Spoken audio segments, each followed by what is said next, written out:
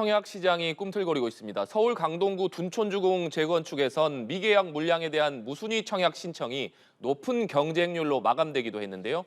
일부 규제가 풀린 부동산 시장 어떤 반응들이 나오고 있는지 자세한 내용을 오늘 김인만 부동산경제연구소 소장과 자세하게 알아보겠습니다. 어서 오십시오. 안녕하세요. 네. 소장님 방금 말씀드린 대로 서울 강동구에 있는 둔촌주공 아파트 미계약 분량의 이른바 줍줍이라고 하죠. 무순위 청약의 경쟁률이 상당히 높았고 또 서울 영등포에 있는 대단지 아파트도 이번에 경쟁률이 상당히 높았던 것으로 지금 집계가 됐습니다. 그동안 상당히 부동산 경기가 좀 얼어붙었었는데 청약 시장을 중심으로 분위기가 조금씩 살아나고 있다. 뭐 이렇게 봐야겠습니까? 뉴스는 그렇게 나오고 있는데요. 저는 선택과 집중을 좀 해야 될 것 같습니다. 시장의 수요자들은 이게 결론부터 말씀드리면 서울이니까 이게 먹히는 거거든요. 진짜 아직까지 주택 가격, 아파트 가격 상승에 대한 기대감이 여전히 굉장히 낮은 상태에서 시장의 수요자들은 이제 옥석 가리기에 들어갑니다. 입지가 얼마나 좋으냐, 그리고 가격이 적정하냐를 따져보는데요. 입지 같은 경우는 서울은 지금 가장 우려되는 게 부동산 시장에서 미분양이잖아요. 서울은 미분양이 1000세대가 되지 않습니다. 미분양이 굉장히 적고요. 입주 물량이 적으니까 공급에 대한 부담은 없는 대신에 수요는 굉장히 많은 상황입니다. 그리고 가격도 이 정도 가격이면 고분양가는 아니죠. 그렇기 때문에 선택과 집중에 의해서 둔촌주공에 들어가는 거고요.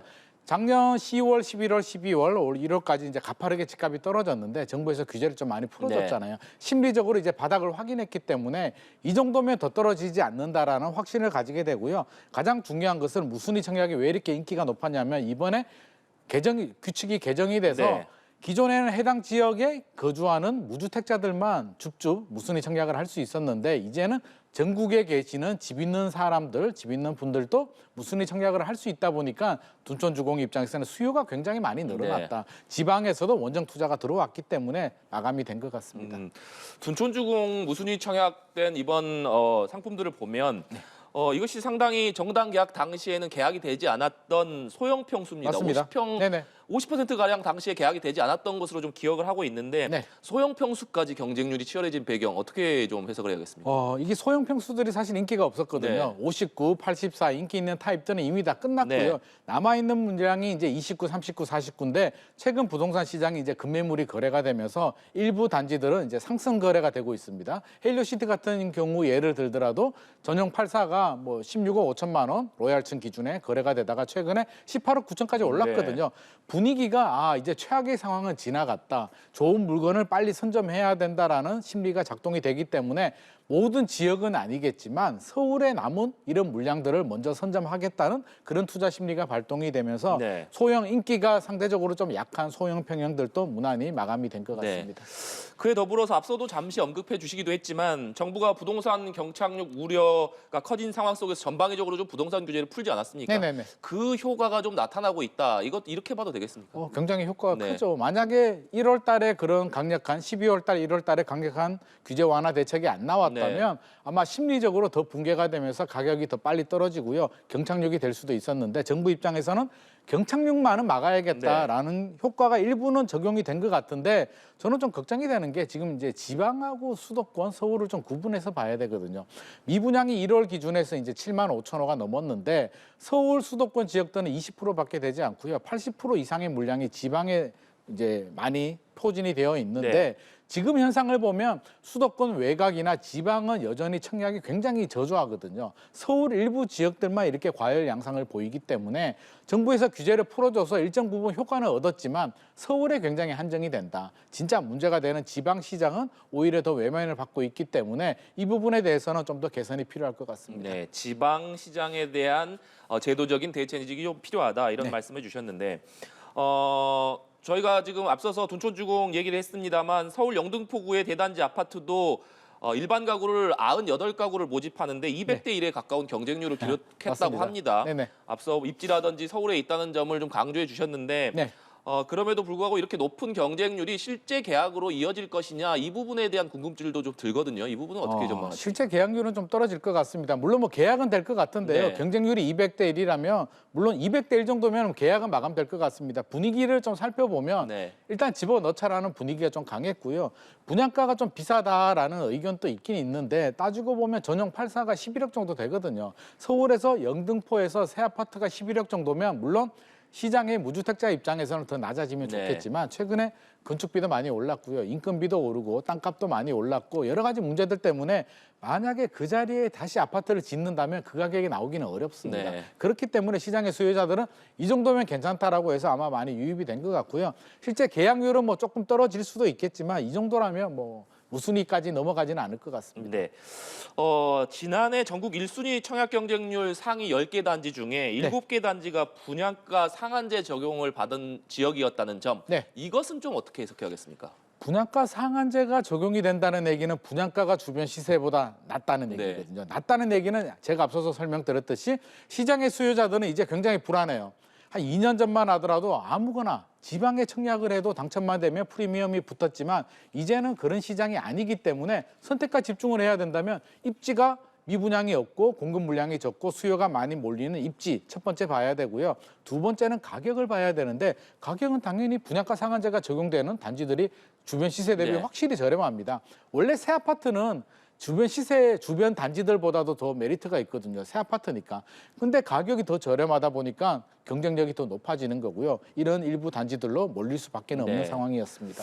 일부 단지들로 몰리고 있고 또 서울에 있는 신규 아파트에만 몰리고 있을 뿐 지방에서는 아직까지 좀 훈기가 돌지는 않고 있는 맞습니다. 상황이다. 이렇게 네네. 말씀을 해주셨는데 그렇다면 정부에서 지방 부동산 시장까지 좀 활기가 돌게 하려면 어떤 추가적인 대책이 좀 필요하다고 볼 수 있겠습니까? 지금 정부도 그 부분에 대해서 네. 굉장히 고심을 하고 있을 텐데요. 저는 무순위 청약도 이번에 규제를 풀어줬다고 했잖아요. 전국에 네. 있는 무주택자들 대상으로 풀어줬는데 저는 이게 좀 약간 미흡하지 않았나 싶습니다. 왜냐하면 지방에 있는 미분양에 대해서 전국으로 집 있는 사람들이 살 수 있게 해주고요. 서울은 상대적으로 좀 괜찮았거든요. 미분양도 1000세대가 안 되기 때문에 서울보다는 지방으로 좀 수요자들이 몰릴 수 있는 통로를 만들어줬어야 되는데 이게 양방향 통로를 만들어주다 보니까 경쟁력이 있는 서울 쪽으로 지금 일방통행을 하고 있는 네. 상황이거든요. 그래서 이 물기를 좀 바꿔줘야겠다. 서울로 유입되는 투자 수요들은 좀 나가야 될 것 같고요. 지방으로 돌릴 수 있도록 지방 미분양에 대해서 혜택이 좀 더 집중이 돼야 될 것 네. 같습니다. 말씀해주신 대로 계속해서 지방 부동산과 관련한 추가적인 대책이 나오지 않을 경우에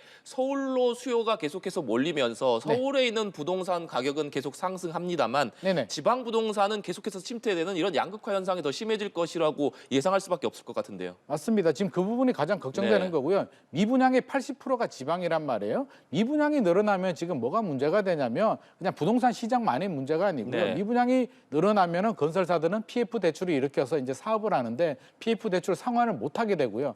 PF 대출 상환을 못 받게 되는 금융사들은 결국에는 줄도산 위기에 몰리면서 우리나라 금융 시장 자체 그 뿌리 자체가 흔들릴 수도 있기 때문에 한국은행에서도 이례적으로 경고를 내놨죠. 네. 이거 굉장히 위험하다. 집값 떨어질 수 있다는 경고를 내놨고 국토부도 이 부분에 대해서 지금 굉장히 예의주시를 하고 있는데 사실상 뾰족한 수가 잘 없어요. 그렇다고 해서 직접 매입하기도 부담스럽고요. 건설회사들이 자구 노력을 하라고 하지만 건설회사 입장에서는 지금 인건비도 올랐고 건축 자재비도 오르고 코로나라든지 우크라이나 전쟁 때문에 공기가 늘어나면서 금융비용까지 늘어나서 지금 또 손실을 보고 있는 상황이기 때문에 거기서 자구 노력을 하기도 굉장히 어려운 부분이에요. 그래서 아마 국토부 입장에서는 조금 더 지켜볼 가능성이 높고요. 미분양이 10만 원 가까이 나온다면 아마 국토부도 지방 미분양에 대해서는 적극적으로 개입을 해서 네. 세제 혜택을 준다든지 이렇게 추가 대책이 나올 가능성이 있습니다. 소장님께서 방금 말씀해 주셨지만 한국은행에서 아예 집값이 더 떨어질 것이라고 경고를 했습니다. 이건 네네. 좀 어떻게 해석을 해야겠습니까? 한국은행 입장에서 저는 좀 정확히 봤다. 네. 최근에 뉴스를 보면 이제 그런 뉴스들이 나옵니다. 영등포 쪽에 아파트 분양률이 높다. 송파구가 상승으로 전환이 네. 됐다. 헬리오시티 일부 아파트들이 3억 5천이 올랐다. 이런 뉴스까지 나오는데요. 제가 계속 강조드리듯이 일부 지역의 얘기인데 뉴스를 보시는 분들은 그걸 일반화를 합니다. 일반화 오류를 하게 되면서 부동산 시장이 이제 살아나는구나. 나는 더 기다리려고 했는데 불안한 마음에 또 추격 매수를 해야 되는 거 아니냐. 이렇게 또 오해를 할 수도 있기 때문에 이렇게 된다면 부동산 시장이 연착륙을 해야 되거든요. 네. 집값이 비싼 거는 사실이고요. 또 금리에 대한 불확실성, 금리도 지금 또 여전히 인상 중입니다. 사실 끝난 것도 아니고요. 인상이 언제 멈출지도 모르겠고 멈춘다면 얼마나 지속이 될지도 모르겠고 또 인하로 돌아서더라도 시장이 원하는 1%대 기준금리가 내려가려면 이게 몇 년이 내려가야 될지도 모르는 굉장히 어려운 불확실성이 큰 상황에서 한국은행에서는 일부 지금 시장이 들썩이는 거에 대해서 경고를 저는 줬다라고 생각합니다. 네. 제발 경거망동하지 말고 좀 차분하게 지켜보라라는 그런 시그널을 던진 것 같습니다. 네.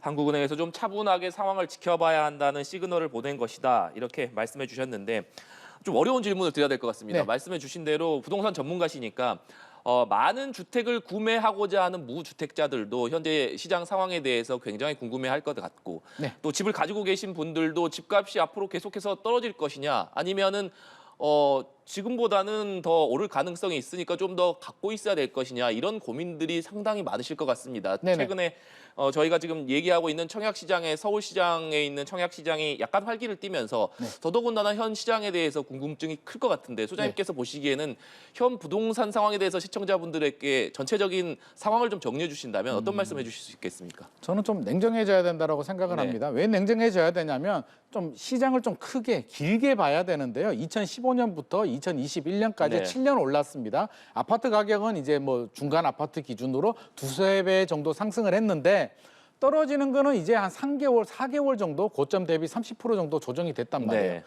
7년이 오르고 3개월 조정이 된 거 가지고 이제 끝났다. 바닥 다지고 올라갈 일만 남았다는 거는 상식적으로 맞지도 않고요. 네. 근본적인 문제가 하나도 해결되지 않았습니다. 최근에 설문조사가 있었는데요. 왜 집을 안 사느냐, 뭐가 문제냐라는 설문조사가 있었는데 첫째는 금리. 대출이자 부담이 너무 크다는 네. 거고요. 둘째는 가격이 너무 높다, 너무 많이 올랐다는 문제고요. 세 번째는 경제가 너무 안 좋다. 경제가 이렇게 어려운데 어떻게 집을 사느냐. 이 세 가지 문제에 대해서 하나도 해결되지 않았거든요. 네. 금리는 여전히 인상 중이고요. 집값은 고점 대비 한 지역마다 차이는 있겠지만 30% 정도 조정이 됐다가 최근 일부 지역들은 또 소폭 회복을 했단 네. 말이에요. 결국에는 가격도 여전히 비싸다. 경제는 지금 또 어려운 상황이기 때문에 이게 단기간에 뭐 3개월, 6개월 조정이 되고 다시 대세 상승으로 가기에는 역부족이고 우리 과거 사례를 보더라도 2008년도, 2009년도 글로벌 금융위기가 생기고 2012년, 13년까지 갔었거든요. 과거에도 한 3년에서 5년 정도 갔기 때문에 지금 또 저는 당장 끝나지 않는다. 권투로 네. 따지면 카운터 펀치 맞고